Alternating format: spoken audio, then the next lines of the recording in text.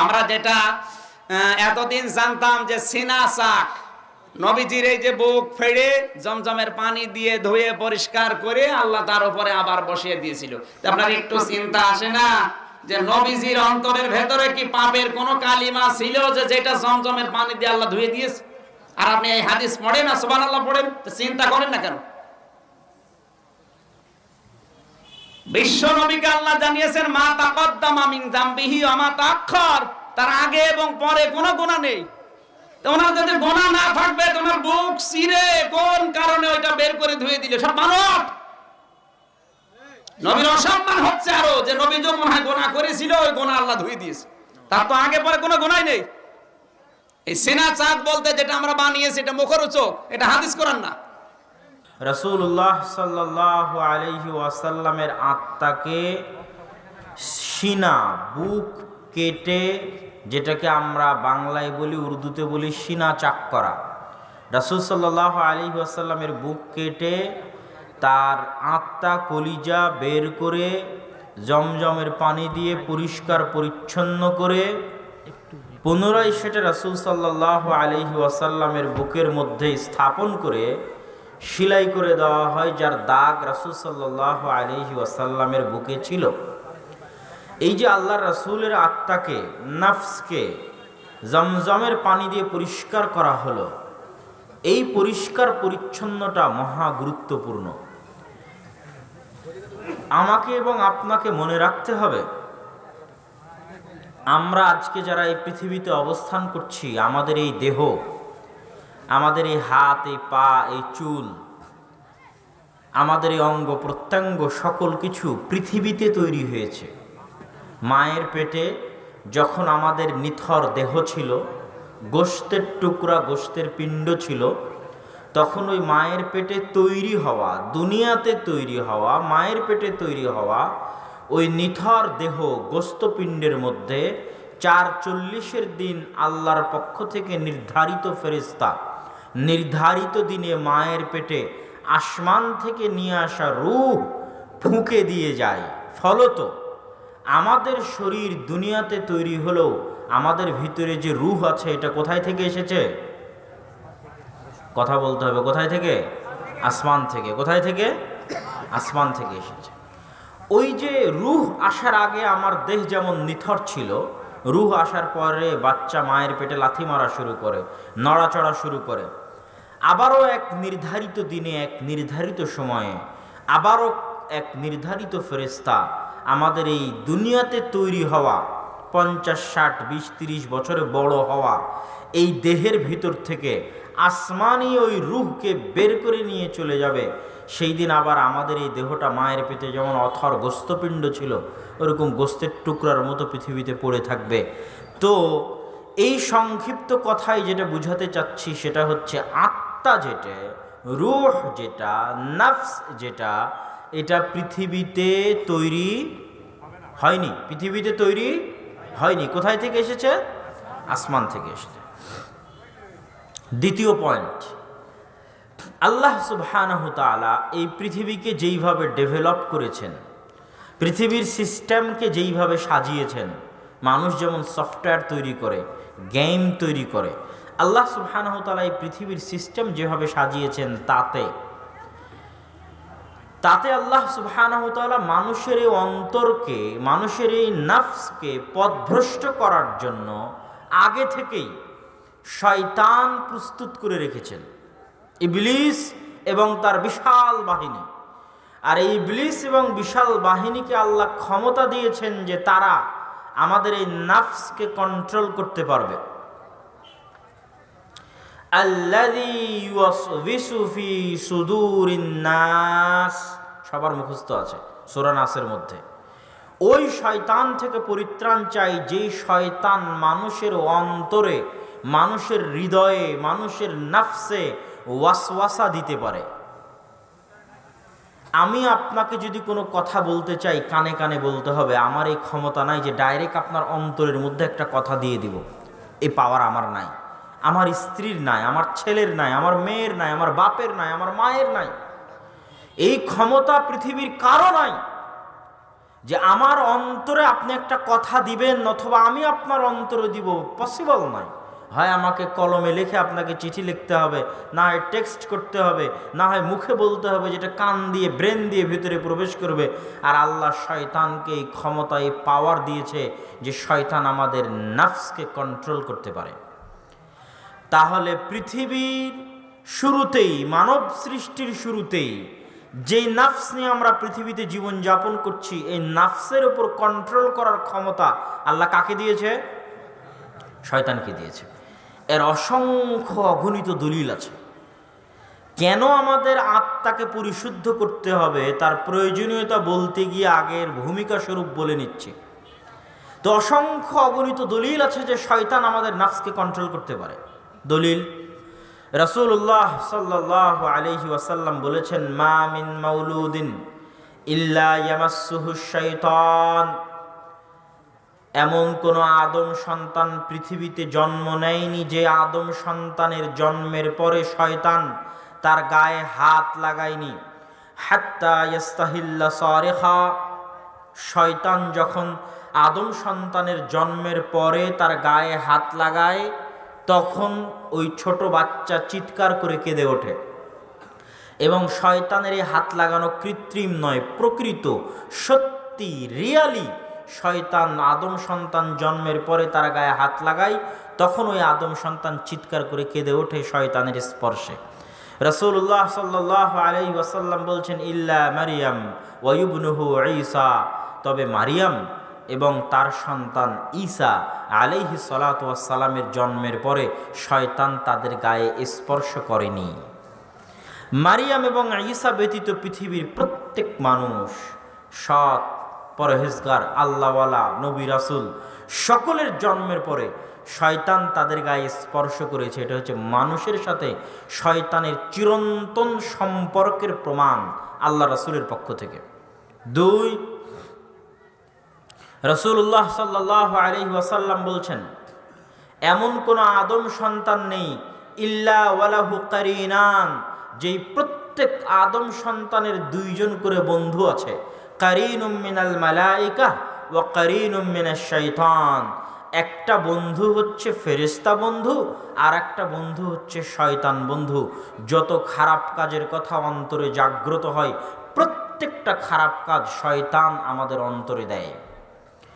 শয়তানের অস্তিত্ব এতটা বাস্তব, এতটা বাস্তব, এতটা বাস্তব যে রাসূলুল্লাহ সাল্লাল্লাহু আলাইহি ওয়াসাল্লাম উদাহরণ দিতে গিয়ে বলছেন, যখন কোনো মানুষ ফজরে ঘুম থেকে ওঠার চেষ্টা করে তখন শয়তান তার কাঁধের কাছে গিয়ে 3টা গিট দেয়, গিরহ দেয়, দিয়ে তাকে বলে, নাম নাম নাম, ঘুমাও ঘুমাও ঘুমাও, ইন্নাল লাইলা লাতাবিল, নিশ্চয় রাত এখনো অনেক লম্বা, এত তাড়াতাড়ি উঠার কি প্রয়োজন আছে।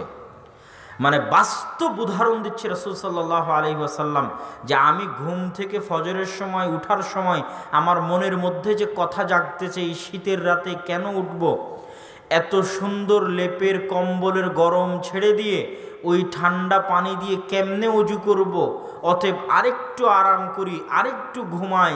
আমার মনের মধ্যেই যে কথাটা জাগতেছে এটা আমার কথা নয়, এটা কার কথা? একটু জোরে বলেন, কার কথা? কে বলছে? রাসূল সাল্লাল্লাহু আলাইহি ওয়াসাল্লাম। কিন্তু আমি কি মনে করি আমার কথা? আমি হয়তো আমার আরামের জন্য, আমার শান্তির জন্য, আমার বিনোদনের জন্য ঘুমাচ্ছি। ঠিক প্রত্যেকটা পাপ কাজ একই অবস্থা। শয়তান শপথ করেছে, ওয়ালা উযিল্লান্নাহুম ওয়ালা উমান্নিয়ান্নাহুম, চ্যালেঞ্জ করেছে আল্লাহ সুবহানাহু ওয়া তাআলার সাথে যে আদম সন্তানকে সিজদা না করার কারণে আমি জাহান্নামী, ওই আদম সন্তানের যদি সকল আদম সন্তানকে জাহান্নামে নিয়ে যেতে পারি তো তার জন্য আমি চেষ্টা করব। এটা আমার যুদ্ধ, এটা আমার চ্যালেঞ্জ। জান প্রাণ বাজি রেখে প্রত্যেকটা আদম সন্তানকে পথভ্রষ্ট করার চেষ্টা করব। তখন আল্লাহ সুবহানাহু ওয়া তাআলা পাল্টা চ্যালেঞ্জ দিয়েছে, তুমি সারা দিন পরিশ্রম করে যদি আদম সন্তানকে গুনাহ করাও, আর আদম সন্তান দিন শেষে এসে যদি বলে, আল্লাহ গো আমাকে ক্ষমা করে দেন, আমি তোমার ওই চেষ্টার উপর পানি ঢেলে দিয়ে আদম সন্তানের গুনাহ ক্ষমা করে দেব। তুমি জাহান্নামে নিয়ে যাওয়ার জন্য চ্যালেঞ্জ দিয়েছো, গুনাহ করানোর চ্যালেঞ্জ। আমি ক্ষমার চ্যালেঞ্জ দিয়েছি, তবে আদম সন্তানকে ক্ষমা চাইতে হবে। শয়তান গুনাহ করাবে আর আল্লাহ সুবহানাহু ওয়া তাআলা বসে আছেন, আপনি ক্ষমা চাইবেন। শয়তানের বিরুদ্ধে চ্যালেঞ্জ দিয়ে আল্লাহ আপনাকে ক্ষমা করে জান্নাতে নিয়ে যেতে চায়। আল্লাহু আকবার। সম্মানিত উপস্থিতি, তাহলে শয়তানের অস্তিত্বের বাস্তবতা কতটা ভয়াবহ, কতটা ভয়ঙ্কর। এই যে পবিত্র কোরআন আমার সামনে আছে, এই পবিত্র কোরআনের শুরু থেকে নিয়ে শেষ পর্যন্ত আপনাকে চ্যালেঞ্জ দিলাম, আপনি পড়বেন আল্লাহ সুবহানাহু ওয়া তাআলা কাকে আমাদের সবচেয়ে বড় শত্রু বলছে। আল্লাহ সুবহানাহু ওয়া তাআলা পবিত্র কোরআন অসংখ্য অগণিতবার বলেছে, ইন্নাশ শাইতানা লাকুম আদুউম মুবিন, শয়তান তোমাদের মহাশত্রু। লা তাত্তাবিউ খুতুওয়াতিশ শাইতান, তোমরা শয়তানের পদাঙ্ক অনুসরণ করিও না। আমরা মনে করি একজন সালাফ বলছেন, তিনি বলছেন মাইয়াগতাবানি লাইসা বিআদুউই, যে ব্যক্তি আমার গীবত করে ও আমার শত্রু নয়। মাইয়াত্তাহিমুনি লাইসা বিআদুউই, যে ব্যক্তি আমাকে অপবাদ দেয় ও আমার শত্রু নয়। মাইয়াখুযু মিন্নি মালি লাইসা বিআদুউই, যে আমার ধন সম্পদ ছিনিয়ে নেয় ও আমার শত্রু নয়। আমি যখন আল্লাহর আনুগত্যে থাকি, তখন যে আমাকে আল্লাহর আনুগত্য থেকে জাহান্নামের রাস্তায় নিয়ে যাওয়ার চেষ্টা করে, ও হচ্ছে আমার আসল শত্রু। এটার কথাই আল্লাহ কোরআনে বলেছে। এই আমেরিকা, ভারত, ইসরায়েল এগুলো আপনার বড় শত্রু, এই কথা আল্লাহ সুবহানাহু ওয়া তাআলা বলেননি।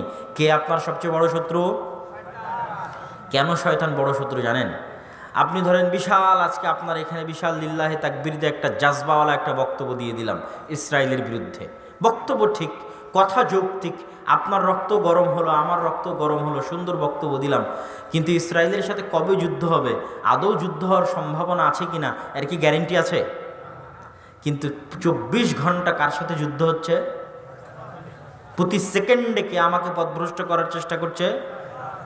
আমার অন্তর পর্যন্ত পথভ্রষ্ট করার ক্ষমতা কার কাছে আছে? শয়তানের কাছে। তাহলে যে আমাকে 24 ঘন্টার আমাকে পথভ্রষ্ট করার চেষ্টা করছে, ও আমার বড় শত্রু? না যার সাথে কোনোদিন দেখা হবে কি হবে না গ্যারেন্টি নাই, সে আমার বড় শত্রু? যে 24 ঘন্টা আমাকে পথভ্রষ্ট করার চেষ্টা করছে, ও আমার বড় শত্রু। শয়তানের অস্তিত্ব যদি আমরা বুঝে যাই যে শয়তান পৃথিবীতে আছে এবং শয়তান আমার উপর প্রভাব বিস্তার করতে পারে, এবং শয়তান আমাদের আত্মা, আমাদের অন্তর, আমাদের রূহ, আমাদের নাফসকে পথভ্রষ্ট করতে পারে, এবার আপনি বুঝবেন আত্মার পরিশুদ্ধতার প্রয়োজন রয়েছে। আত্মা রোগগ্রস্ত, আত্মা ব্যাধিগ্রস্ত, আত্মা রোগী, আত্মা অসুস্থ। কে একে অসুস্থ বানিয়েছে? শয়তান অসুস্থ বানিয়েছে। এবং আত্মা কিভাবে অসুস্থ হয় তাও আপনাকে দেখাই। আমরা দোয়া পড়ি কি?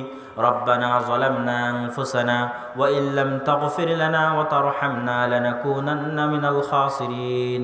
হে আল্লাহ, যালামনা আনফুসানা, আমার আত্মার উপর, নাফসের উপর অত্যাচার করেছি। কোনো জিনিসের উপর যখন অত্যাচার করা হয় তখন এটা অসুস্থ হয়ে যায়, ভালো থাকে না। আমরা দোয়ার মধ্যে বলছি যে আল্লাহ গো, আমরা অত্যাচার করেছি। কেমনে অত্যাচার হয়? দোয়ায়ে মাসুরার মধ্যে বলছেন আল্লাহুম্মা ইন্নী যালামতু নাফসি, আল্লাহ আমি অত্যাচার করেছি। আমরা আমাদের নাফস, আত্মার উপর অত্যাচার করেছি। কেমনে আপনি আপনার আত্মা এবং নাফসের উপর অত্যাচার করলেন? দেখেন রাসূলুল্লাহ সাল্লাল্লাহু আলাইহি ওয়াসাল্লাম এই অত্যাচারের ধরন বর্ণনা করেছেন যে কিভাবে আমরা নাফসের উপর অত্যাচার করি। তিনি বলেন, ইন্নাল আবদা ইযা আখতাআ খাতিআতান, যখন কোনো বান্দা একটা গুনাহ করে, নুকিতাত ফি কলবিহি নুকতাতান সাউদা, তখন তার হৃদয়ের উপর একটা কালো দাগ পড়ে যায়।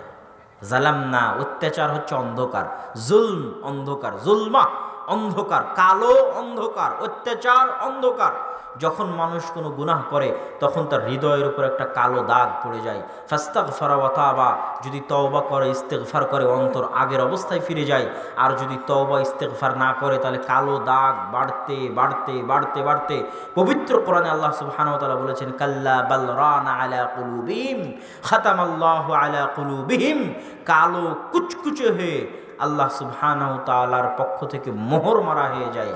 একদম নিষিদ্ধ যে সেখানে কোনো দিনের কথা, হকের কথা প্রবেশ করবে, এরকম কোনো সুযোগ থাকে না, রাস্তা বন্ধ হয়ে যায়। এই কথা রাসূলুল্লাহ সাল্লাল্লাহু আলাইহি ওয়াসাল্লাম বলেছেন। এইভাবে প্রত্যেকটা কালো দাগ এই হৃদয়ের উপর একটা অত্যাচার। সম্মানিত উপস্থিতি, আত্মার বিশুদ্ধতার যে গুরুত্ব আছে, প্রয়োজনীয়তা আছে, এ কথা স্বয়ং রাসূল বলেছেন, এ কথা স্বয়ং আল্লাহ সুবহানাহু ওয়া তাআলা বলেছেন। দলিল আল্লাহ সুবহানাহু ওয়া তাআলা পবিত্র কোরআন মাজিদে বলছেন, ক্বাদ আফলাহা মান তাযাক্কা, ওই ব্যক্তি সফল কাম যে তার আত্মাকে পরিশুদ্ধ করলো। ওই ব্যক্তি সফল কাম যে তার আত্মাকে পরিশুদ্ধ করলো। ইয়াউমা লা ইয়ানফাউ মালুন ওয়ালা বানুন, যেই দিন মানুষের ধন সম্পদ কোনো কাজে আসবে না, যেই দিন মানুষের সন্তান সন্ততি কোনো কাজে আসবে না, ওই দিন একমাত্র কাজে আসবে ইল্লা মান আতা বিকলবিন সালিম, যে পরিচ্ছন্ন পরিষ্কার আত্মা নিয়ে কিয়ামতের মাঠে উপস্থিত হবে, বিশুদ্ধ আত্মা নিয়ে কিয়ামতের মাঠে উপস্থিত হবে। একমাত্র বিশুদ্ধ পরিচ্ছন্ন আত্মাই কিয়ামতের মাঠে মানুষের কাজ দিতে পারে, মানুষের উপকার করতে পারে। রাসূলুল্লাহ সাল্লাল্লাহু আলাইহি ওয়াসাল্লাম বলছেন, আলা ইন্না ফিল জাসাদি মুদগাতুন, শুনে রাখো হে দুনিয়ার মানুষ, এই পুরো শরীরটা যদি একটা সেনাবাহিনী হয়, এই হাত একটা সেনা সদস্য, এই হাত একটা সেনা সদস্য, চোখ একটা সদস্য, নাক একটা সদস্য, কান একটা সদস্য, এগুলো যদি বিশাল সেনাবাহিনীর এক একটা সদস্য হয়, তাহলে এদের প্রধান সেনাপতি হচ্ছে তোমাদের বুকের ভিতরে থাকা একটা গোস্তপিণ্ড।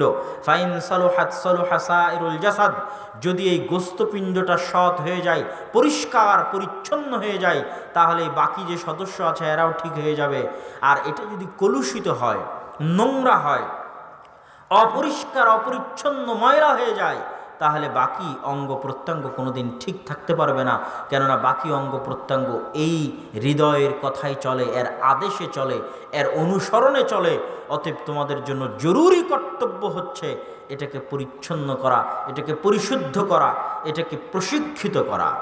সম্মানিত উপস্থিতি, আল্লাহ সুবহানাহু ওয়া তাআলা পবিত্র কোরআন মাজিদে মানুষের আত্মার পরিশুদ্ধতার গুরুত্ব বলতে বলতে এই পর্যায়ে বলেছেন যে রাসূলকে পাঠানোই হয়েছে সাহাবীদের আত্মাকে বিশুদ্ধ করার জন্য। আল্লাহ রাসূলের আত্মা তো আল্লাহ জিবরাইল দিয়ে জমজমের পানি দিয়ে পরিষ্কার করে দিলেন, সাহাবীদের আত্মাকে কে বিশুদ্ধ করবে? রাসূল সাল্লাল্লাহু আলাইহি ওয়াসাল্লাম বিশুদ্ধ করবেন। যেমন আল্লাহ সুবহানাহু ওয়া তাআলা পবিত্র কোরআন মাজিদে বলছেন, হুয়াল্লাযী বাআসা ফিল উম্মিয়িনা রাসূলা, সেই সত্তা যিনি তোমাদের মধ্যে রাসূলকে প্রেরণ করেছেন। কেন জানো? ইয়াতলু আলাইহিম আয়াতিহি, আল্লাহর কিতাব কোরআন থেকে তোমাদের মাঝে আয়াত পড়ে শোনাবে, ওয়া ইউযাক্কিহিম, এবং তোমাদের আত্মাকে পরিচ্ছন্ন করবে, বিশুদ্ধ করবে, পরিষ্কার করবে। এই জন্য তোমাদের মধ্যে পাঠানো হয়েছে। সকল কিছুর মূল হচ্ছে আমাদের আত্মা, আমাদের হৃদয়, আমাদের রূহ। সম্মানিত উপস্থিতি, যেহেতু সকল কিছুর মূল আমাদের আত্মা, আমাদের হৃদয়, আমাদের রূহ এবং আমাদের যাবতীয় দুনিয়াবি এবং পরকালীন সফলতার মূল ভিত্তি আমাদের রূহ, আমাদের নফস, এবং যেহেতু শয়তান আমাদের শত্রু এবং শয়তানের কন্ট্রোল ক্ষমতা আছে আমাদের রূহের উপর, নফসের উপর, এবং 24 ঘন্টা শয়তান আমাদেরকে পথভ্রষ্ট করতেছে, সেহেতু আমাদের কি প্রয়োজন নেই যে আমরা শয়তানের বিরুদ্ধে যুদ্ধ করার জন্য আমাদের এই রূহ, আমাদের এই নফস, আমাদের এই আত্মাকে পরিশুদ্ধ করব? প্রয়োজন আছে না নাই? আমাদের আত্মাকে প্রশিক্ষিত করব, প্রয়োজন আছে না নাই? আছে। তাহলে কিভাবে আমরা আমাদের আত্মাকে পরিষ্কার করব, পরিচ্ছন্ন করব, প্রসিদ্ধ করব, প্রশিক্ষিত করব? এ বিষয়ে দেখি রাসূলুল্লাহ সাল্লাল্লাহু আলাইহি ওয়াসাল্লাম কি বলেন এবং আল্লাহ সুবহানাহু ওয়া তাআলা কি বলেন। সম্মানিত উপস্থিতি, আত্মাকে পরিশুদ্ধ করার ক্ষেত্রে 1 নাম্বার জরুরি কর্তব্য, রূহ নফসকে পরিশুদ্ধ করার ক্ষেত্রে 1 নাম্বার জরুরি কর্তব্য তাওহীদ। এই আত্মার সবচেয়ে বড় সমস্যা হচ্ছে এই আত্মা দাসত্ব পছন্দ করে, ভীত সন্ত্রস্ত হয়ে যায়। কেননা আল্লাহ সুবহানাহু ওয়া তাআলা আমাদের ভীত করেই সৃষ্টি করেছেন। ইন্নাল ইনসানা খুলিকা হালুআ, মানুষ হচ্ছে ভীত জীব, সন্ত্রস্ত জীব। যেহেতু আমরা ভীত সন্ত্রস্ত, এই জন্য আমরা দাসত্ব গ্রহণ করি খুব দ্রুত, এবং পৃথিবীর প্রতিটা মানুষই, প্রতিটা আত্মাই দাস, গোলাম। কিভাবে? যেমন আপনাকে যদি বলি যে এই চাকরিটা হারাম চাকরি, ছাড়তে হবে, আপনি বলবেন যে হারাম চাকরি ছাড়ে যদি বেতন বন্ধ হয়ে যায়, ইনকাম বন্ধ হয়ে যায়, আমার ছেলে মেয়েকে আমি খাওয়াবো কি? তাহলে আপনি দাস, গোলাম, সৎ সাহস নেই, আপনার হৃদয় বিক্রি হয়ে গেছে কিসের কাছে? টাকার। কিসের কাছে? টাকার কাছে। বলেন মুখে দাড়ি রাখলে চাকরি বাদ হয়ে যাবে, তাহলে রিজিকের ভয়ে আপনি দাড়ি কেটে ফেলেছেন। তাহলে এই যে ভীত সন্ত্রস্ততা, এই যে দাসত্ব, এই দাসত্বটা হচ্ছে টাকার কাছে দাসত্ব, হীনম্মন্যতা। এরকম প্রত্যেকটা লেভেলে আমাদের অন্তরে দাসত্ব আছে। যেমন আমি ক্ষমতা ছাড়তে পারছি না, কেন? আমি হচ্ছে ক্ষমতার দাস, গোলাম। আবু বকর রাদিয়াল্লাহু তাআলা আনহু এরকম শত দাসত্বের উপরে ছিলেন। তিনি 100 বার ক্ষমতা ছাড়তে রাজি, 100 বার ক্ষমতা গ্রহণ করতে রাজি, যদি রাসূলুল্লাহ সাল্লাল্লাহু আলাইহি ওয়াসাল্লাম এবং পবিত্র কোরআনের কোনো আদেশে হেরফের হয়, ওই ক্ষমতায় উনি থাকতে ইচ্ছুক নন, কেননা উনি গোলাম বা দাস নন। ওইভাবে তার আত্মাকে উনি পরিশুদ্ধ করেছে।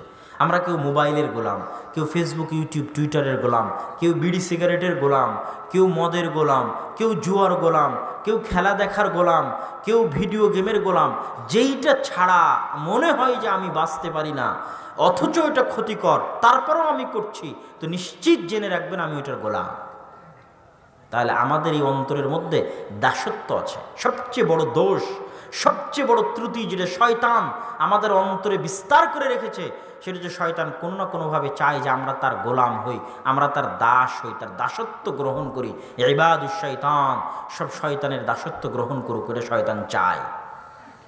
তাহলে প্রথম মুক্তি আপনার এই আত্মাকে দিতে হবে, দাসত্ব থেকে মুক্তি দিতে হবে।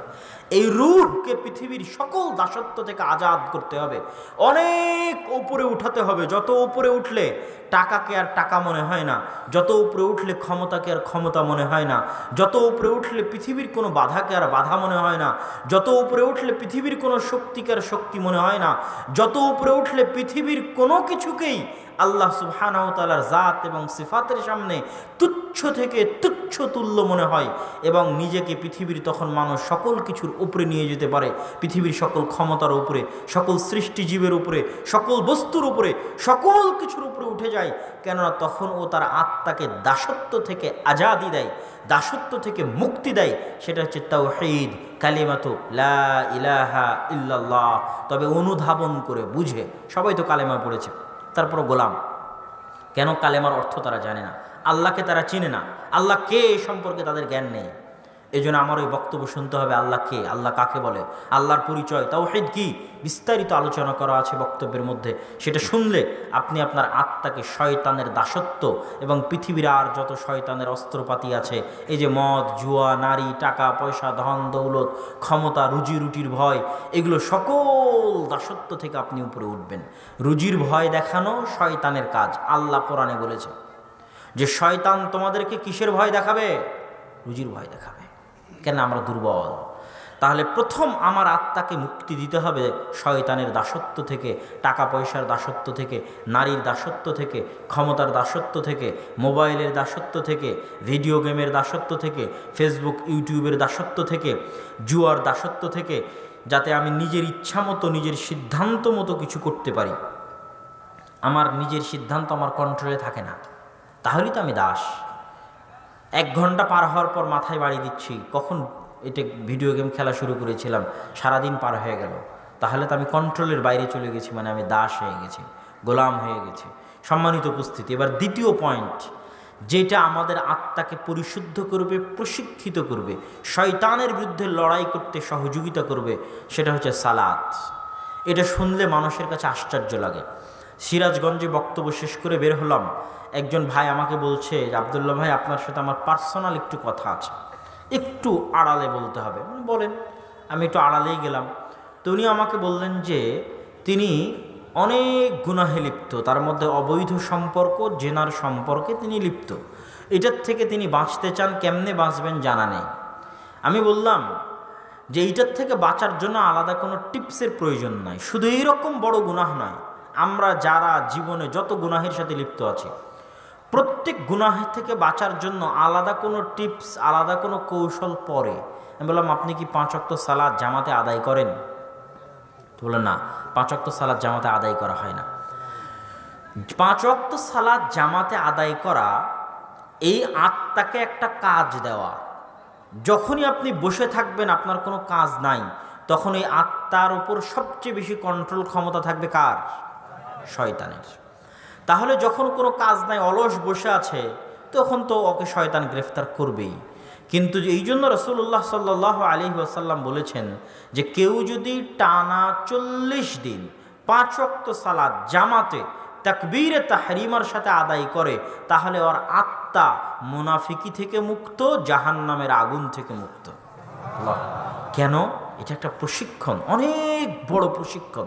এই আত্মাকে একটা কাজ দেওয়া হয়েছে, প্রশিক্ষণ দেওয়া হচ্ছে যে তোমাকে লড়াই করতে হবে শয়তানের বিরুদ্ধে।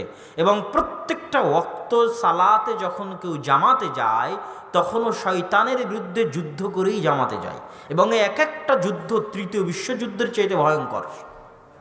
এক একটা যুদ্ধ, যখন আজান হবে, আজান থেকে নিয়ে জামাত পর্যন্ত 15-20 মিনিট সময়ে প্রত্যেকটা ওয়াক্তে এত অসংখ্য কাজ শয়তান আপনার ব্রেনে, আপনার মনে, আপনার মাথার ওপর, আপনার স্ত্রী এসে একটা বলছে, ছেলে এসে একটা বলছে, আপনার মনের মধ্যে আর একটা চলছে, আর 2 মিনিট যাই না, এটা আগে করি না, আচ্ছা কালকে থেকে শুরু করব, এই ওয়াক্ত না হয় মিস দেই। অসংখ্য বাধা শয়তান আপনার মনের সামনে দাঁড় করাবে, যাতে আপনার আত্মাকে দিয়ে আপনি কোনো কাজ না করাতে পারেন। অলস বসে থাক। অলস বসে থাকলে ওই আত্মাকে কাজে লাগানো শয়তানের জন্য সহজ হয়। তাহলে এটা তৃতীয় বিশ্বযুদ্ধের চেয়ে ভয়ঙ্কর। এবার যখন একটা আত্মা টানা 40 দিন 5 ওয়াক্ত সালাত জামাতে তাকবীরে তাহরিমার সাথে আদায় করবে, মাঝখানে গ্যাপ নাই, গ্যাপ দিলে আবার শুরু করবে, এটা আমার এবং আপনার জন্য চ্যালেঞ্জ। জীবনে তো অনেক কিছু করেছেন, এটা চ্যালেঞ্জ গ্রহণ করেন। মাত্র 40 ডেজ, মাত্র 40 দিন 5 ওয়াক্ত সালাত তাকবীরে তাহরিমার সাথে আদায় করতে হবে। যুবকেরা কত হাম্বি তাম্বি করে, আমি এটা করব, ওইটা করব, অনেক কিছু হয়ে গেছে, এই সেই, আমার 1 লক্ষ ভিউ, 5 লক্ষ ভিউ, উমুক তুমুক, অনেক কিছু। তোমার যদি হিম্মত থাকে করো দেখি।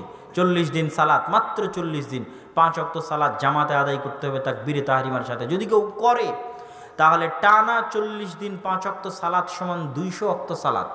200 ওয়াক্ত সালাত যখন কেউ টানা মসজিদে জামাতে তাকবীরে তাহরিমার সাথে আদায় করবে, তাহলে আপনি বুঝবেন ও 200টা তৃতীয় বিশ্বযুদ্ধে শয়তানকে পরাজিত করেছে। আল্লাহু আকবার। তাহলে এই আত্মা এবার প্রশিক্ষণ পাচ্ছে শয়তানের বিরুদ্ধে লড়াই করার। যখন 200টা যুদ্ধে টানা পরাজিত করবে শয়তানকে, টানা, কোনো বিরতি ছাড়া, বিরতিহীনভাবে, পরাজয়ের পর পরাজয়, পরাজয়ের পর পরাজয়, পরাজয়ের পর পরাজয়, টানা বিরতিহীনভাবে 200টা যুদ্ধে শয়তানকে পরাজিত করেছে, তখন এই আত্মা এতটা প্রশিক্ষিত হয়ে যাবে যে এখন শয়তান ওকে যেটা বলবে ওটাই ও আর শুনবে না। ওর নিজে নিজে ডিসিশন নেওয়ার বা আমার এবং আপনার নিজেদের আত্মার উপর কন্ট্রোল ক্ষমতা থাকবে যে না, এটা করা যাবে না, এটা করব। এখন তো কোনো কন্ট্রোল ক্ষমতা নাই, শয়তান যা বলছে তাই করছে। যখন যেটা শয়তান করতে বলছে সেটাই করছে। উই হ্যাভ নো কন্ট্রোল পাওয়ার। আমাদের কোনো কন্ট্রোল ক্ষমতা নাই আমাদের নিজের নফসের উপর, নিজেদের আত্মার উপর। যখন খাবার দেখছি পেট ভরে খেয়ে নিতে হবে, বাস, কোনো কন্ট্রোল নাই। যখন দেখছি মোবাইলে একটা অশ্লীল ছবি আসতেছে ওটা দেখে শেষ করে দিতে হবে, কোনো কন্ট্রোল নাই। যখন দেখতেছি এখানে হারাম টাকা পাওয়া যাচ্ছে ইনকাম করে নিতে হবে, কোনো কন্ট্রোল নাই। যখন দেখতেছি এখানে বিড়ি সিগারেট আছে খেয়ে ফেলে দিতে হবে, কোনো কন্ট্রোল নাই। যখন দেখতেছি এখানে একটা মেয়ের মোবাইল নাম্বার পাওয়া যাচ্ছে ফোন দিয়ে গল্প করতে হবে, কোনো কন্ট্রোল নাই। তাহলে প্রত্যেকটা পদক্ষেপে শয়তান আমাকে যে অর্ডার দিচ্ছে, আমি বিনা দ্বিধায় বিনা চিন্তায় শয়তানের রাস্তায় চলতেই আছি। আর শয়তান ততক্ষণ পর্যন্ত আরামে চালাতেই পারবে যতক্ষণ আপনি আত্মাকে কোনো কাজ না দিবেন। তাহলে আপনি যে গুনাহের সাথেই থাকেন, পৃথিবীর যত বড় গুনাহের সাথে থাকেন, আপনার সবচেয়ে বড় পথ হচ্ছে ওই গুনাহ থেকে বাঁচার। সেটা হচ্ছে গুনাহগুলো হচ্ছে কেন? আপনার আত্মার উপর কোনো কন্ট্রোল ক্ষমতা নেই। এই জন্য কন্ট্রোল ক্ষমতা নাই কেন? আত্মা কোনোদিন শয়তানের বিরুদ্ধে একটা যুদ্ধ জয়লাভ করেনি, তো কি কন্ট্রোল ক্ষমতা থাকবে? তাহলে আত্মাকে জয়লাভ করাতে হবে কি? গুনাহ থেকে বিরত থাকার মাধ্যমে না, ওইটা পরে, আগে কাজ কর, তারপরে। গুনাহ থেকে বিরত থাকা অনেক পরে, আগে তুই কর কাজ। কোনো কাজই তো নাই, কি করবে? তো একটাই কাজ আল্লাহ সুবহানাহু ওয়া তাআলা এই জন্য দিয়েছে, সেটা হচ্ছে 5 ওয়াক্ত সালাত। এইটাই একটা কাজ। এইটা যদি করার মধ্যে কেউ থাকে তাহলে আত্মাকেও আদেশ মানাতে পারতেছে, ইউ হ্যাভ ডু, এই আত্মা এটা করতে হবে, কিন্তু এখন ফজরের নামাজ পড়তে হবে, এখন জোহরের নামাজ পড়তে হবে। এই যে অর্ডার, ও আপনার অর্ডার মানতেছে, আস্তে আস্তে ওকে আপনি কাজ করাচ্ছেন। এইভাবে যখন সালাতের প্রথম ধাপ কমপ্লিট করবেন 40 দিনের, তখন আপনি আসলে শয়তানের যে কন্ট্রোল ক্ষমতা আপনার আত্মার উপর আছে এটা অনেকটা কমে যাবে এবং আপনার নিজের কন্ট্রোল ক্ষমতা আপনার আত্মার উপর বাড়বে। আল্লাহ সুবহানাহু ওয়া তাআলা আমাদের তৌফিক দান করুক, আল্লাহুম্মা আমিন। সম্মানিত উপস্থিতি, এবার তৃতীয় পদ্ধতি, আত্মাকে প্রশিক্ষিত করার, প্রশিক্ষণ দেওয়ার, পরিশুদ্ধ করার তৃতীয় কাজ বলার আগে মাঝখানে আরেকটা কথা বলিনি, যে ইসলামে যত হুকুম আহকাম আছে সব হুকুম আহকাম দিন শেষে আত্মাকে পরিশুদ্ধ রাখার জন্যই। সব হুকুম আহকামই দিন শেষে আত্মাকে ক্লিন রাখার জন্য। যেমন সিয়াম, রমজান মাসের রোজা, এটা একটা প্রশিক্ষণ। না খেয়ে থাকতে হবে, গুনাহ বিরত থাকতে হবে, এটা একটা প্রশিক্ষণ। আত্মাকে কন্ট্রোল করা, যে না খাওয়া যাবে না, না গুনাহ করা যাবে না, কেন আমি রমজান মাসে আছি, এটা একটা প্রশিক্ষণ, অন কাইন্ড অফ প্র্যাকটিস, যে আপনি আত্মাকে কন্ট্রোল করা শিখতেছেন। এরকম প্রত্যেকটা জায়গায় যেমন আমাদের অন্তরের অসংখ্য ব্যাধি আছে, খালি যেগুলোই ব্যাধি তা নয়, লোভ লালসা ব্যাধি, কৃপণতা ব্যাধি, জাকাত দিতে হবে। যখন জোরপূর্বক আপনার কাছ থেকে টাকা বের হয়ে গেল, আস্তে আস্তে আপনি উদার হওয়া শিখবেন, কৃপণতা থেকে বের হবেন, লোভ লালসা থেকে বের হবেন, আপনার আত্মা পরিষ্কার হবে। জাকাতের ক্ষেত্রে আল্লাহ বলেছে মানুষের আত্মা পরিষ্কার করার জন্য জাকাত দিতে হবে। তারপরে চক্ষু নিচু রাখার ক্ষেত্রে আল্লাহ সুবহানাহু ওয়া তাআলা বলেছেন আত্মা পরিষ্কার রাখার জন্য চক্ষু নিচু রাখতে হবে। ওগুলো বিষয় আমি বিস্তারিত বলবো। তো তৃতীয় পদ্ধতি বলার আগে মাঝখানে যেটা বললাম, ইসলামের যত হুকুম আহকাম আছে সবগুলোর মূল উদ্দেশ্য হচ্ছে আমাদের নাফস যেন ক্লিন এবং পরিষ্কার থাকে। তৃতীয় যে কাজ দিয়ে আমরা আমাদের আত্মাকে প্রশিক্ষিত করতে পারবো, পরিশুদ্ধ করতে পারবো, শয়তানের বিরুদ্ধে লড়াই করতে পারবো, সেটা হচ্ছে, এইটা জানার আগে আরেকটা জিনিস আমাদের জানতে হবে, শয়তান কোন কোন মাধ্যম দিয়ে সবচেয়ে বেশি আমাদের আত্মাকে পরাস্ত করে। এক, আমাদের চোখ দিয়ে সবচেয়ে বেশি পরাস্ত করে আমাদের আত্মাকে। দুই, আমাদের জিহ্বা দিয়ে আমাদের আত্মাকে সবচেয়ে বেশি পরাস্ত করে। তিন, আমাদের কান দিয়ে আমাদের আত্মাকে সবচেয়ে বেশি পরাস্ত করে। এগুলো প্রত্যেকটা ডাইরেক্ট কানেকশন আছে রুহের সাথে। তার মধ্যে সবচেয়ে বড়টা হচ্ছে জিহ্বা। কত হাদিস নেবেন জিহ্বার ওপর। শাইখ আব্দুর রাজ্জাক বিন ইউসুফের কোনো একটা বক্তব্য যদি শুনেন জিহ্বার ওপর, অসংখ্য হাদিস পাবেন। রাসূলুল্লাহ সাল্লাল্লাহু আলাইহি সাল্লাম বলছেন, তোমরা যত আমল করো না কেন ইসলামের, সব আমলের রাজা হচ্ছে এই জিহ্বা। এটাকে যদি কন্ট্রোলে রাখতে পারো তাহলে সব কিছু ঠিক আছে, না হলে কিছুই নাই। তাহলে এই জিহ্বা, এটা হচ্ছে শয়তানের একটা অস্ত্র, যেটা দিয়ে শয়তান আমাদের রুহের উপর অ্যাটাক করতে পারে। কিভাবে? আমি মুখ দিয়ে আউল ফাউল বলবো, গীবত করব, তোহমত দেব, অপবাদ দেব, গল্প গুজব করব, প্রত্যেকটা কথাই লেখা হচ্ছে কোন কথার কারণে যে জাহান্নামে চলে যাব। সবচেয়ে সহজ যে মাধ্যমে শয়তান আমাকে জাহান্নামে নিয়ে যেতে পারে, এটা হচ্ছে জিহ্বা। যেহেতু জিহ্বার উপর আমাদের কন্ট্রোল ক্ষমতা সবচেয়ে কম, আর এটাকে আমরা সবচেয়ে হালকা মনে করি, সবচেয়ে পাতলা মনে করি। মা বোনেরা এক জায়গায় বসলেই শুরু হয়ে গেল, উইদাউট এনি কন্ট্রোল জিহ্বা চলতেছে। আমরা এক জায়গায় গাড়িতে উঠলে শুরু হয়ে গেল, উইদাউট এনি কন্ট্রোল জিহ্বা চলতেছে। গালিগালাজ থেকে শুরু করে, তারপরে গীবত তোহমত থেকে শুরু করে, অযথা আউল ফাউল কথা থেকে শুরু করে, মিথ্যা কথা থেকে শুরু করে, মজাক থেকে শুরু করে, সব কিছু প্রত্যেকটা আমরা জিহ্বা দিয়ে করতেছি। আর এই কোনটার কারণে যে জাহান্নামে চলে যাবো আমরা জানি না। তাহলে অতি সহজে যেটা দিয়ে শয়তান আমাদের জাহান্নামে নিয়ে যেতে পারে, এটা জিহ্বা। তাহলে এই জিহ্বার বিপরীত যেটা, সেটা হচ্ছে তৃতীয় কাজ, যেটা দিয়ে আমরা শয়তানের বিরুদ্ধে আত্মাকে পরিশুদ্ধ রাখবো, সেটা হচ্ছে আল্লাহর জিকির। সেটা কি? আল্লাহর জিকির। লিসানুন যাকির, যেই জিহ্বা আউল ফাউল বকে না, গীবত তোহমত করে না, অযথা পেঁচাল পারে না, গল্প গুজব করে না, আড্ডা পিটে না, লিসানুন যাকির, বরং প্রতি পদক্ষেপে, প্রতি ধাপে ধাপে যেই জিহ্বা কার নাম উচ্চারণ করে? আল্লাহর নাম উচ্চারণ করে। তাহলে প্রতি ধাপে ধাপে আল্লাহর নাম উচ্চারণ করার বিরুদ্ধে শয়তানের কি সম্পর্ক? আশ্চর্য হবেন। রাসূলুল্লাহ সাল্লাল্লাহু আলাইহি ওয়াসাল্লাম যত দোয়া দিয়েছেন, প্রত্যেকটা দোয়াকে উনি শয়তানের সাথে কানেক্টেড করেছেন, প্রত্যেকটা দোয়া। আমি আপনাকে একটা একটা করে উদাহরণ দিই। রাসূলুল্লাহ সাল্লাল্লাহু আলাইহি সাল্লাম বলছেন, ইযা দাখালা আহাদুকুম ফি বাইতি, যখন তোমাদের কেউ বাড়িতে প্রবেশ করে তখন যেন বলে আসসালামু আলাইকুম। আসসালাম আল্লাহর নাম। যদি আসসালামু আলাইকুম বলে, বাড়ি থেকে শয়তান পালাবে। যদি আসসালামু আলাইকুম না বলে, শয়তান বলবে বাড়ি তোমাদের থাকার জায়গা, খাওয়ার জায়গা। তাহলে সালাম দেওয়ার সাথে কাকে সম্পৃক্ত করলেন আল্লাহ রাসূল? কাকে সম্পৃক্ত করলেন? শয়তান। এটা একটা ধাপ, বাড়িতে প্রবেশ করা আমার জীবনের একটা ধাপ। ওটার মধ্যে আল্লাহর জিকির সংযুক্ত করা হয়েছে। আসসালামু আলাইকুম বলার সাথে শয়তানের সম্পর্ক, কেননা শয়তান আমাদের রূহ, নাফস, আমাদের আত্মা কন্ট্রোল করতে পারে। ইযা আকালা আহাদুকুম লা ইয়াযকুর ইসমাল্লাহ, যখন তোমাদের কেউ খায় যদি বিসমিল্লাহ বলে, শয়তান খাবে না। যদি বিসমিল্লাহ না বলে, ওর সাথে শয়তান খাবে। তাহলে খাওয়া এটা আমাদের জীবনের একটা কাজ, একটা ধাপ। ওই ধাপে আল্লাহর নাম উচ্চারণ করতে বলা হচ্ছে লিসানুন যাকির। ওই জিহ্বা যে আল্লাহর নাম স্মরণ করে ধাপে ধাপে। আল্লাহর নাম স্মরণ করাকে কার সাথে সম্পৃক্ত করা হলো? শয়তানের সাথে। টয়লেটে প্রবেশ করবে, আল্লাহুম্মা ইন্নী আউযু বিকা মিনাল খুবুসি ওয়াল খাবাইস, কার থেকে বাঁচতে? শয়তান থেকে বাঁচতে। স্ত্রীর সাথে যাচ্ছে, সাংসারিক জীবনে দোয়া পড়বে, বিসমিল্লাহি আল্লাহুম্মা জান্নিবনা শাইতান ওয়া জান্নিবি শাইতানা মা রাযাকতানা, কার থেকে বাঁচতে? শয়তান থেকে বাঁচতে, যেন পেটে যে সন্তান আসবে সেটাকে যেন শয়তান ক্ষতিগ্রস্ত করতে না পারে। সন্তানকে কোলে নিবে, কোলে নিয়ে কি দোয়া পড়বে? আউযু বিকালিমাতিল্লাহি তাম্মা মিন কুল্লি শাইতানিন ওয়া হাম্মা ওয়া মিন কুল্লি আইনিন লাম্মা। কার থেকে বাঁচতে? ওই ছোট বাচ্চাকে কার থেকে বাঁচাতে? শয়তান থেকে বাঁচাতে। কত নিবেন? ইসলামের প্রত্যেকটা ধাপে ধাপে যে দোয়া শেখানো হয়েছে, প্রত্যেকটা দোয়া কার থেকে বাঁচতে শেখানো হয়েছে? শয়তানের থেকে বাঁচতে শেখানো হয়েছে। তাহলে আমাদের তৃতীয় কাজ, যদি আমাদের আত্মাকে শয়তানের কন্ট্রোল থেকে বাইরে রাখতে চাই, নিজের কন্ট্রোলে রাখতে চাই, তাহলে জীবনের প্রতিটা ধাপে যে দোয়াগুলো রাসূল সাল্লাল্লাহু আলাইহি ওয়াসাল্লাম শিখিয়ে দিয়েছেন, ওই প্রতিটা দোয়া আমরা যত বেশিভাবে আমাদের জীবনের মধ্যে সম্পৃক্ত করব, শয়তানের কন্ট্রোলের বাইরে আমরা ততটা চলে যাব এবং আমার আত্মা স্বাধীন থাকবে, আমরা স্বাধীন থাকব। সম্মানিত উপস্থিতি, একজন রাশিয়ান জাদুকর, আল্লাহু আলাম তার কথা সত্য মিথ্যা কতটুকু, কিন্তু হাদিসে তো প্রমাণ হয়।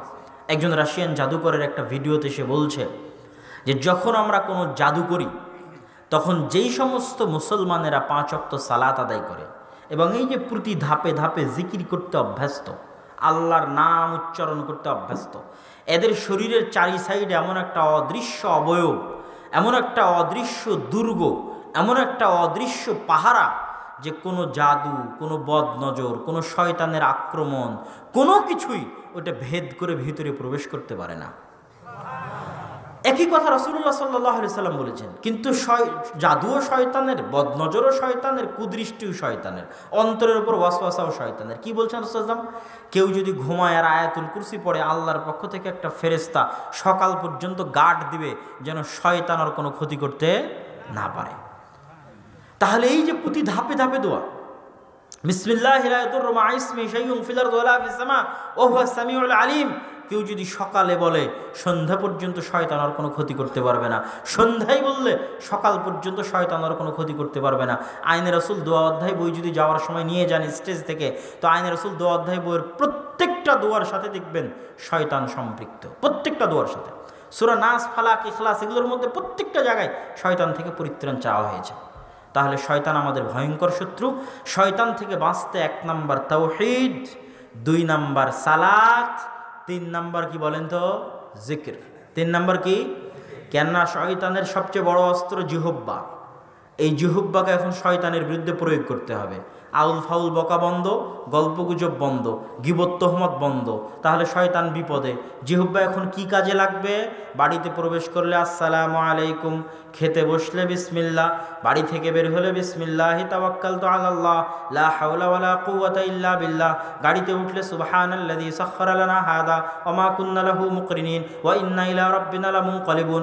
স্ত্রীর কাছে গেলে এটা, নতুন জামা কিনলে এটা, নতুন কাপড় পরলে এটা, বাড়ি থেকে বের হলে এটা, টয়লেটে প্রবেশ করলে এটা, টয়লেট থেকে বের হলে এটা।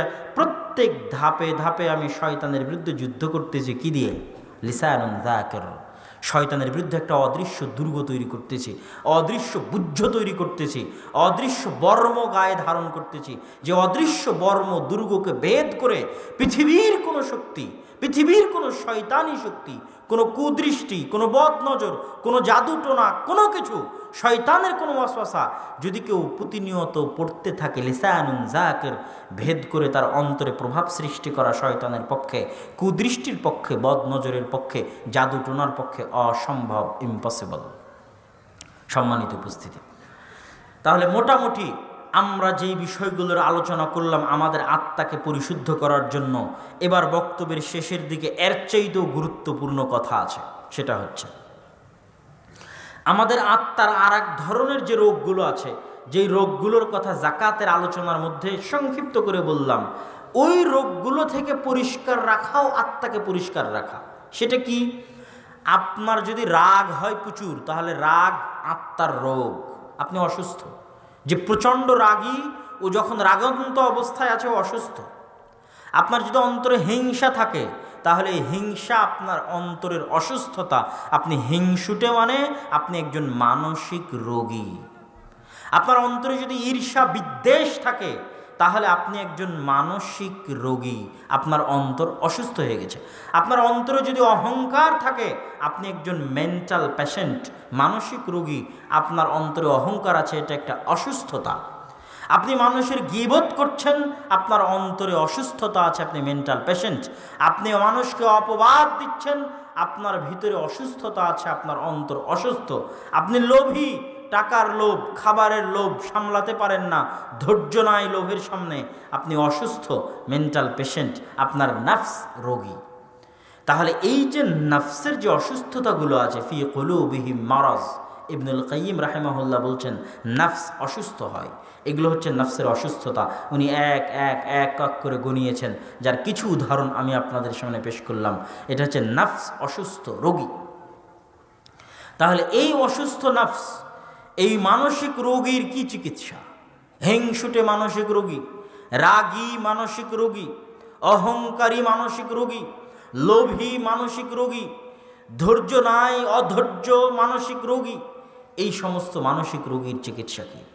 রাসূলুল্লাহ সাল্লাল্লাহু আলাইহি ওয়াসাল্লামের কিছু হাদিস যদি আমরা সামনে রাখি, তাহলে আমাদের জন্য সহজ হবে এই সমস্ত মানসিক রোগের চিকিৎসা করতে। আগে আমাদের জানতে হবে যে এই সমস্ত মানসিক রোগ থেকে দূরে থাকা কতটা মহৎ এবং মহান কাজ, এবং এই সমস্ত মানসিক রোগে লিপ্ত হওয়া কতটা ভয়ঙ্কর এবং জঘন্য অপরাধ।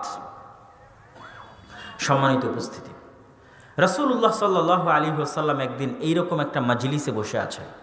হাদিসের বর্ণনাকারী আনাস ইবনে মালিক, তিনি বলছেন, বাইনামা নাহনু জুলুসুন ইনদান নবী সাল্লাল্লাহু আলাইহি ওয়াসাল্লাম, আমরা সাহাবীরা রাসূল সাল্লাল্লাহু আলাইহি ওয়াসাল্লামের নিকটে বসে আছি একত্রে।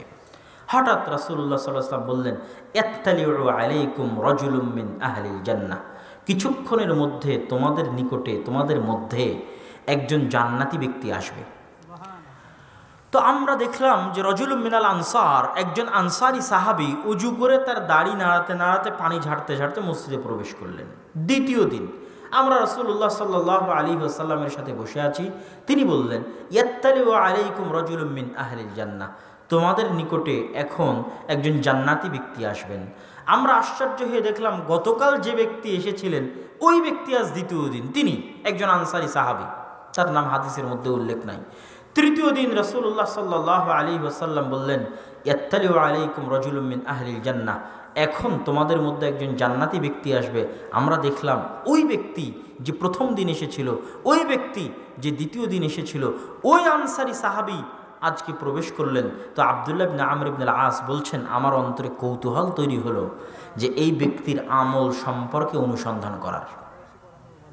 প্রত্যেক মা এবং বোন, যতদূর পর্যন্ত মাইকের আওয়াজ যাচ্ছে, যতদূর পর্যন্ত মানুষ যারা দোকানপাটে বাজার করতেছে তাদের কানে আওয়াজ যাচ্ছে, তাদেরকে এই হাদিসটা, অন্য সকল আলোচনার সকল কথা ভুলে গেলেও এই হাদিসটা একটু 2 মিনিট 5 মিনিট মনোযোগ দিয়ে শ্রবণের আহ্বান জানাচ্ছি। হাদিস সহিহ, রাসূলুল্লাহ সাল্লাল্লাহু আলাইহি ওয়াসাল্লাম পরপর 3 দিন একজন ব্যক্তির ব্যাপারে বললেন এই ব্যক্তি জান্নাতি। আব্দুল্লাহ ইবনে আমর ইবনে আল-আস বলছেন, আমার আগ্রহ হলো, আমি জানতে চাই এই ব্যক্তি কি আমল করে।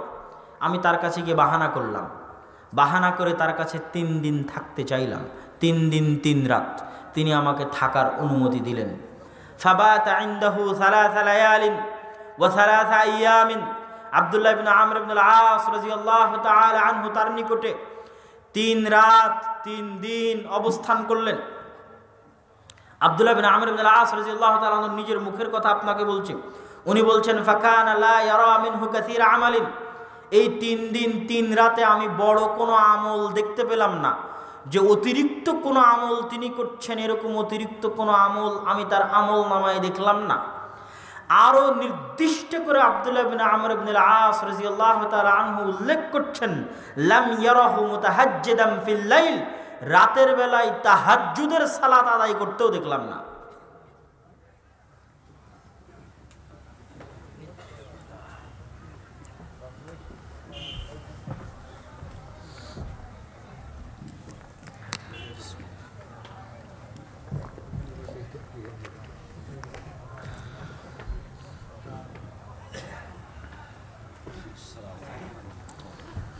সম্মানিত উপস্থিতি, আব্দুল্লাহ ইবনে আমর ইবনে আল-আস এই ব্যক্তির নিকটে 3 রাত 3 দিন অবস্থান করলেন।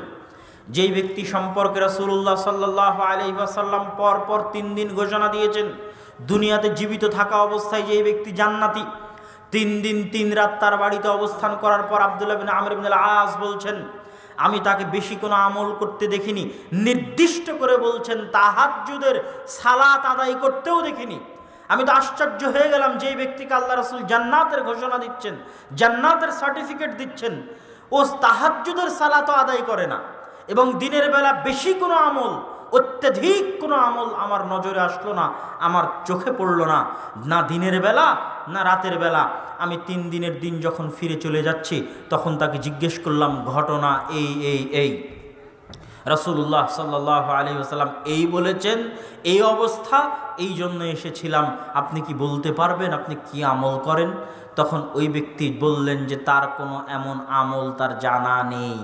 আব্দুল্লাহ বিন আমর ইবনে আল-আস বিদায় নিচ্ছেন, বিদায় নিতে যাবেন, এমত অবস্থায় তিনি আবার তাকে ডাক দিয়ে বললেন, হ্যাঁ, তবে একটা আমলের কথা বলতে পারি, জানি না এটাই সেটা কিনা, তবে একটা আমলের কথা বলতে পারি, সেটা হচ্ছে প্রত্যেক রাতে যখন আমি ঘুমাতে যাই, প্রত্যেক রাতে যখন আমি বিছানায় যাই, আমার পাড়া প্রতিবেশী, ভাই বোন, আত্মীয় স্বজন, ব্যবসা বাণিজ্য, দোকানপাট, ব্যাংক ব্যালেন্স, স্ত্রী পুত্র, যার সাথে সারাদিন যা কিছু ঘটেছে, কার ওপর রাগ করেছি, কার সাথে হিংসা করেছি, কার বিরুদ্ধে বিদ্বেষ করেছি, কার ওপর মনক্ষুণ্ণ হয়েছি, কার ওপর রাগান্বিত হয়েছি, যত কিছু সংঘটিত হয়েছে, কে পৃথিবীতে আমার সাথে শত্রুতা করছে, কে পৃথিবীতে আমার সাথে দুশ্মনী করছে, পৃথিবীর সকল শত্রু দুশ্মন বন্ধু বান্ধব, যে আমার হক মেরে খাচ্ছে তাকেও, যার ওপর আমি রাগান্বিত হয়েছি তাকেও, পৃথিবীর প্রত্যেকটা মানুষকে নিঃস্বার্থভাবে ক্ষমা করে দিয়ে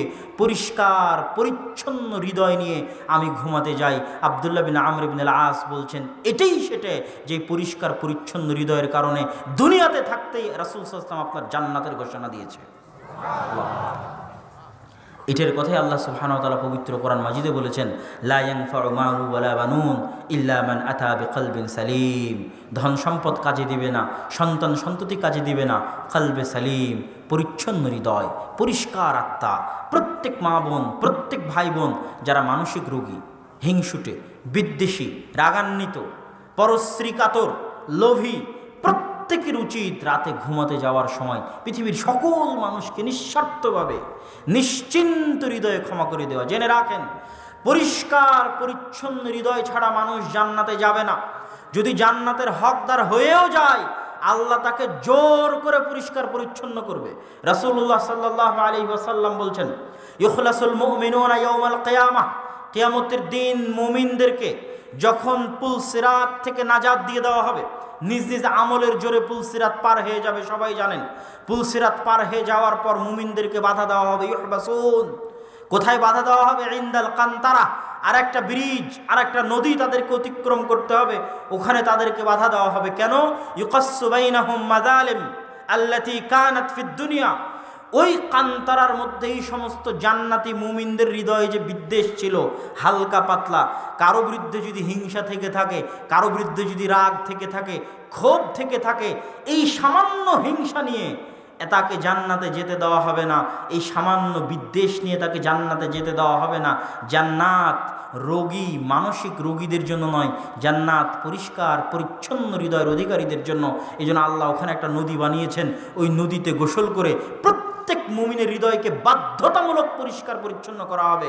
এবং জান্নাতে কোনো মুমিনের প্রতি কোনো মুমিনের কোনো হিংসা, কোনো মুমিনের প্রতি কোনো মুমিনের কোনো রাগ, কোনো মুমিনের প্রতি কোনো মুমিনের কোনো বিদ্বেষ কিছুই থাকবে না।